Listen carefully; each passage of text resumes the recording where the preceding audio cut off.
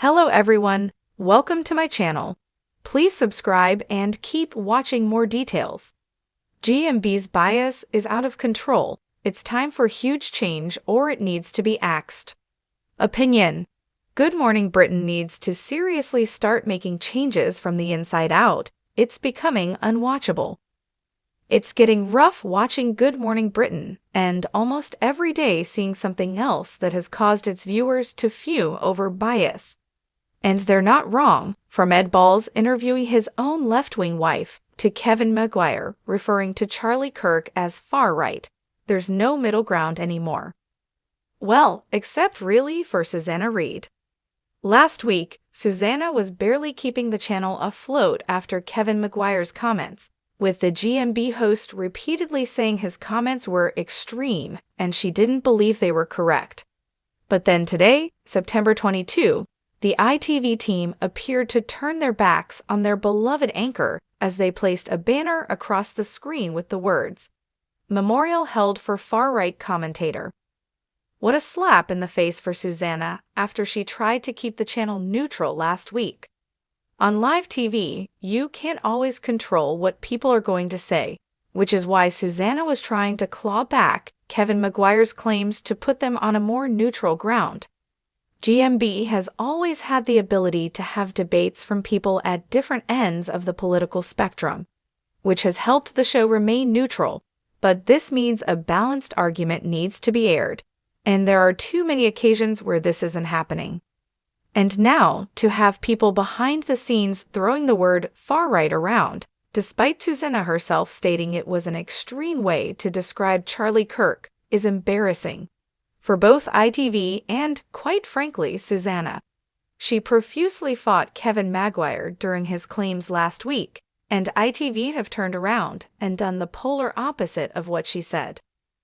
This morning, viewers shared their fury that the phrase far-right was just being thrown around, while another person said they didn't like the tone of the coverage. A third even said they should all be sacked. This just puts into perspective how frustrated people are with this all. Remember last year, when a whopping 8,000 people complained after Ed Balls, the former Labour cabinet minister, questioned his wife Yvette Cooper, current Home Secretary, about the riots in the UK.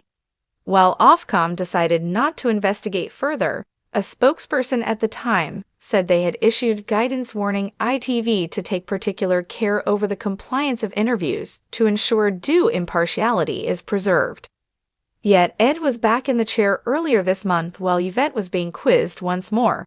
I mean, if in the UK, you cannot be made to testify against your spouse in a court of law, how on earth do you expect a husband to ask his wife tough questions on their politics on live TV?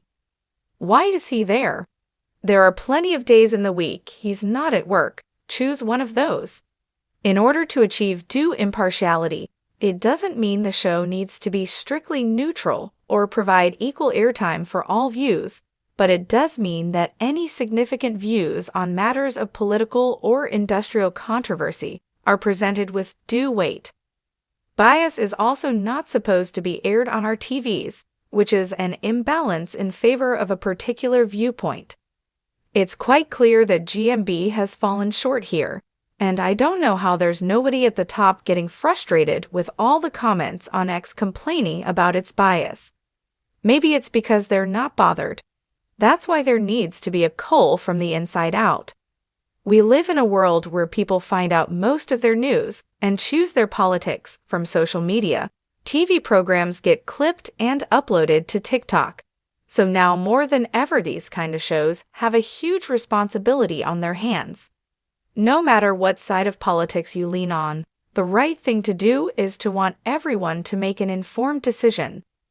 And that's never going to happen if we've got shows leaning into a narrative, not sharing balanced views, or a former lefty-turned-strictly turned tea presenter deciding not to interview his wife so he doesn't give her a hard time.